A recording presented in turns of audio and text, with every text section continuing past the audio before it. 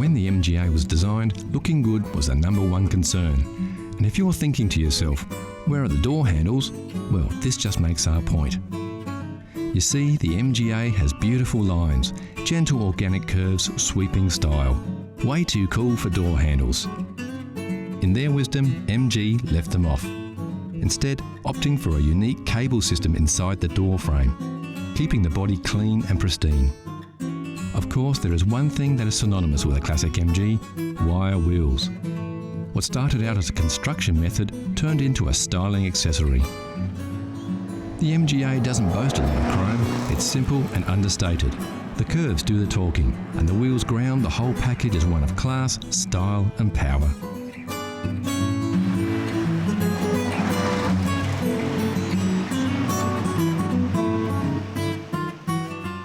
The real appeal of a classic MGA is the romance. The romance of rolling through the countryside, wind in your hair, wire wheels rotating under you, turning heads with your very stylish and fun machine. It's the same for all classic car lovers. For devotees of the MGA, it doesn't get better than this, and we're inclined to agree. So you've just hit 40, you're feeling cashed up, your hairline is fast travelling to the northern hemisphere of your head. So you've decided to take the plunge and get yourself that little sporty classic car you've always dreamed of, and get some wind in your hair before it all disappears and you find yourself shopping for a glue-on toupee. Right now, your heart is set on a Sunbeam Alpine, just like the one James Bond drove in Dr. No. Well, let's take a closer look at the damage to your hip pocket. There were several models of the Alpine produced between 1959 and 1968. The body shape didn't differ much between models, only performance. We've been looking around, and as far as classic cars go, the Alpine could be considered an entry-level classic. Of course, the prices vary, but generally at any one time there are a few on the market to choose from.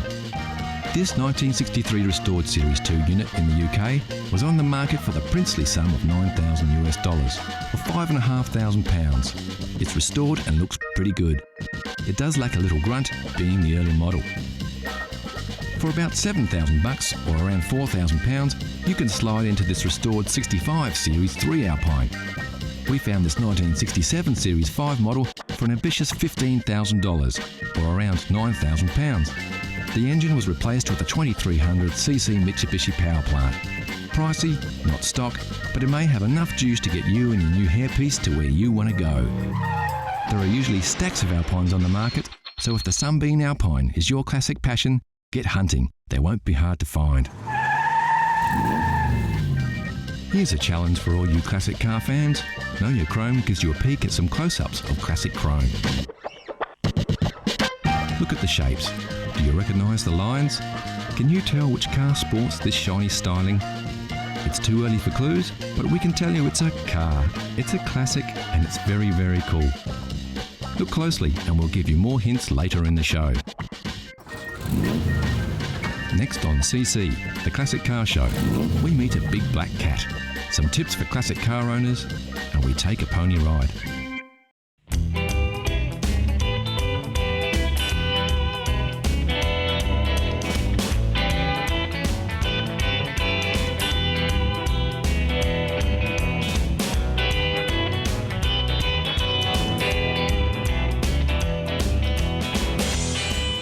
This is a 1959 Chrysler Royal 4-door sedan.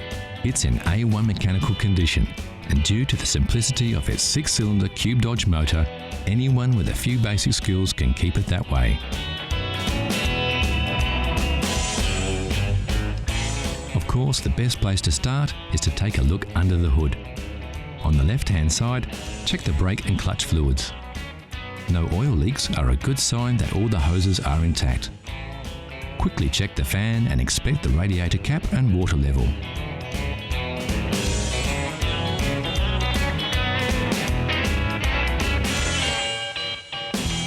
Now take a look from the other side. Check the oil level with the dipstick, then the spark plugs and cables. Inspect the battery terminals to see if they're tight and free from any corrosion. Ensure the top radiator hose is nice and tight and that the fan belt is taut and has no cracks in it. The leads and wires to the distributor cap and starter motor should also be tight. The distributor cap should be clean and high tension leads all in place. Okay, the engine looks good to go, so always fire her up just to make sure she sounds as good as she looks.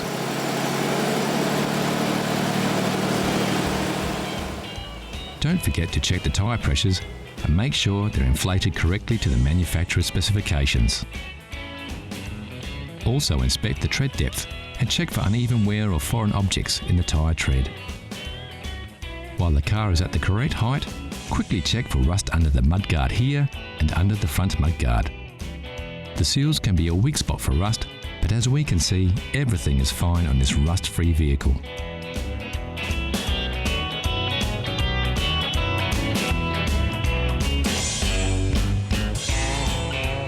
So that's about it.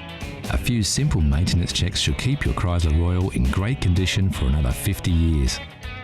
And the best thing of all is that you can roll up your sleeves and do it all yourself. Yep, there's only one thing better than the smell of aging leather, and that's the smell of engine grease on your hands.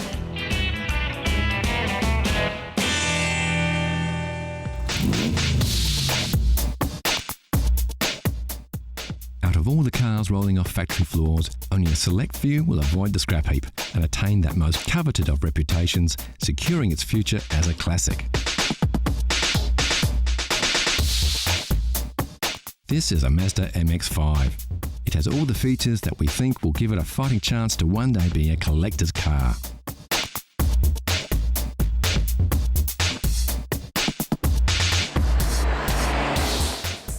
This classic of tomorrow gives you the feeling of the traditional open-top roadster with the modern comforts and technological improvements of today. Sure, to really get the most out of this vehicle, you're going to have to look after it well. Keep it garaged as often as possible and hold on to it for 30 or 40 years. If that's not too hard for you to do, you can have a sports car of today and a classic of tomorrow.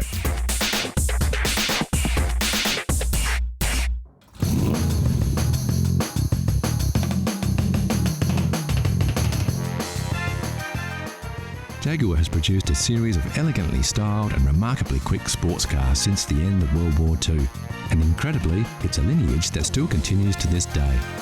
The XK series began in 1949 with the XK120, one of the most powerful cars of its day, and reached its peak with the production of the legendary XKE, commonly known as the E-Type Jag. With its combination of good looks, high performance and competitive pricing, the E-Type became the icon of 1960s motoring. And when the car was released in 1961, Enzo Ferrari even called it the most beautiful car ever made.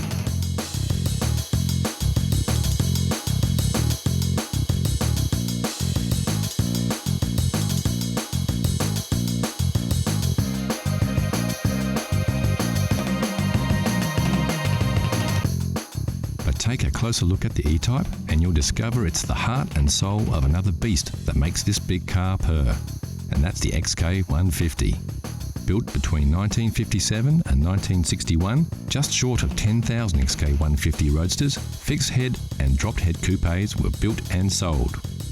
It was distinctively different from its predecessor, the XK140, with its curved one-piece windscreen, wider grille and high wing line along the sides.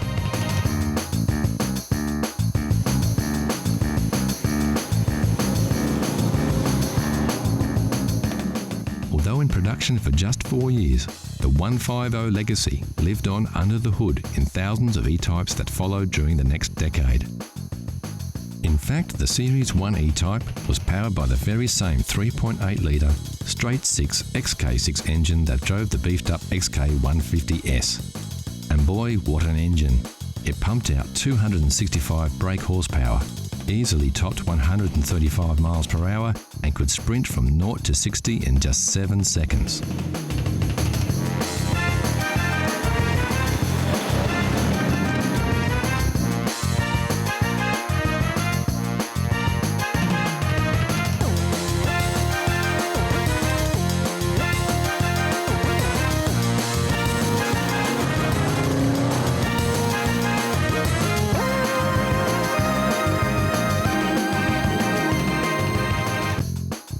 When the 150 150 launched in 1957, standard equipment included a 3.4-litre twin cam, capable of over 130 miles per hour.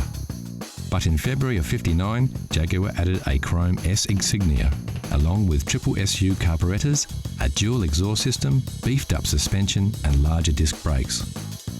And the 150 didn't just pack a punch under the hood. It came with a beautiful interior that featured stylish leather throughout. Roll-up windows and door handles were also new features, which until then were not considered essential equipment on sports cars of the day. And the result was a combination of excellent performance and handling with a level of comfort and luxury rarely seen in sports cars of the period. The long flowing lines of the hood hinted at what was to come a decade later with the sleek new styling of the E-Type. But its front end, unlike its successor, maintained a traditional look with classic round headlights, the vertical chrome grille, and of course the famous Jaguar badge. The tail end of this Jaguar is arguably even more beautiful than that of an E-Type, with its exceptional chrome detailing. And then there's those familiar twin chrome exhausts that remind us of the raw power hidden beneath this graceful exterior and of the XK heritage.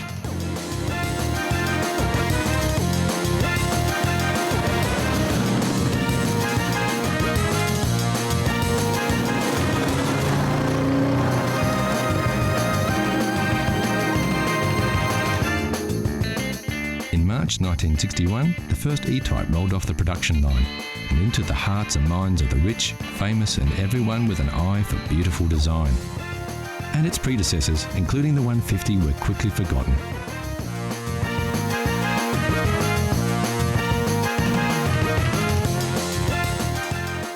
Yet, without its XK lineage, the stunning styling and superb performance of the iconic E-Type Jag would never have been possible.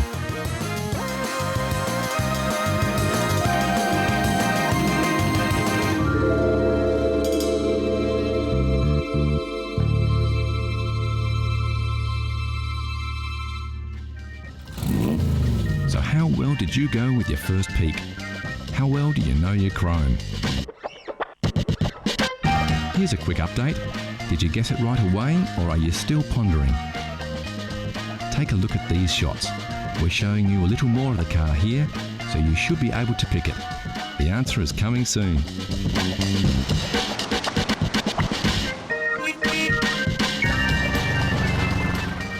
Also coming up, not one but two mules bust out of the stables and go for a run on the open road. So how well did you know your chrome? If you said it was an MGT, you would be right. The MGT was a launchpad for MG, establishing the British mark as a manufacturer of quality, stylish sports cars, with the MGA, like the model we saw earlier, following in its footsteps.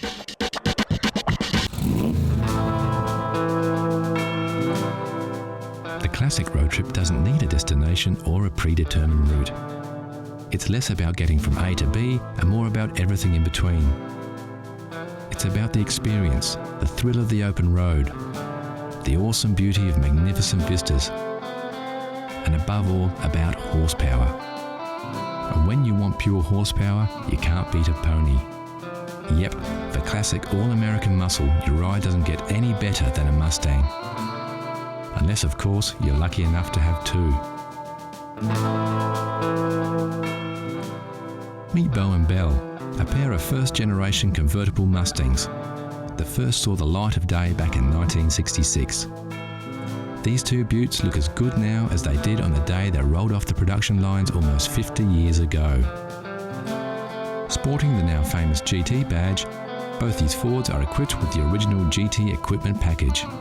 And yes, just in case you were wondering, that's where you fill this baby up. When it comes to gas caps, they really don't make them like they used to.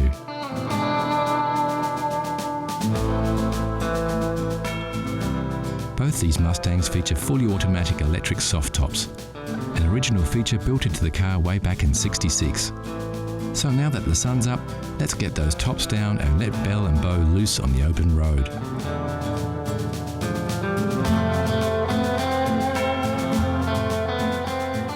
American muscle cars were built for roads like this. They like to go fast and straight. And if the road's clear, nothing gets the heart pumping more than opening up the gas and overtaking whatever's in your way.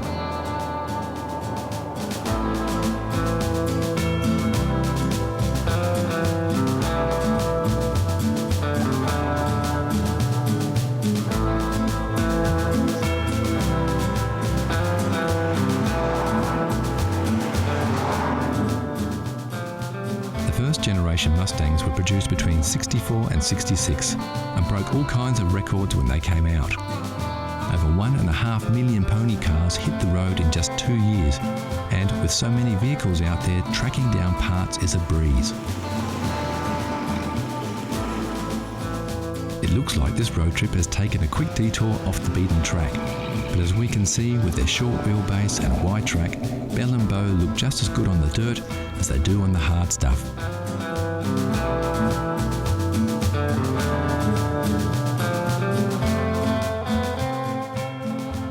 Back on the bitumen and time to work out which way to head next. Yep, it looks like due south is as good a way as any.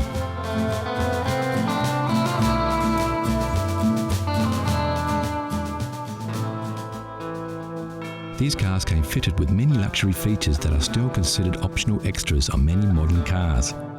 Power steering, disc brakes, and even air conditioning were all standard features on Mustangs of the period. Despite their age, driving these Mustangs isn't very different from driving a modern car. Sure, they won't hug the road and don't have the same kind of turning circle, but in terms of ease, they're just the same. The big difference being that today's cars don't have as much style and charisma. So let's pull over and take a closer look at these two beauties. Both cars have their original pony interiors with those embossed stallions that remind us of their majestic equestrian heritage. Bow's seats are a classic two-tone, while Bell's upholstery is simple and clean. Both interiors are magnificent and their pristine condition belies their real age. Under the hood, these beauts look every bit as good as they do on the outside.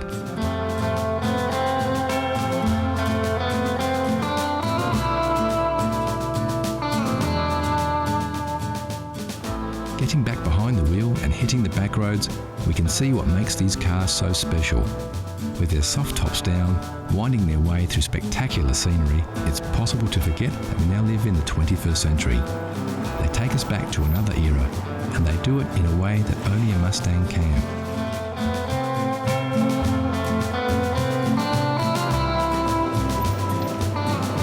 So that's it for this road trip on another road to nowhere. And what better way to bid farewell to Bow and Bell than to watch these two ponies ride off into the distance to who knows where.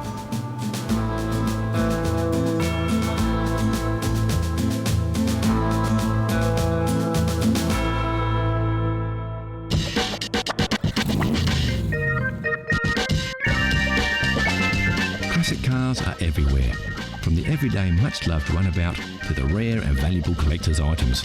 One thing we all agree, there's nothing cooler than a classic. Like this Lamborghini Miura, once owned by international model Twiggy, and still oozing 1960s style. Or this E-Type Jaguar, recently voted the world's most beautiful car.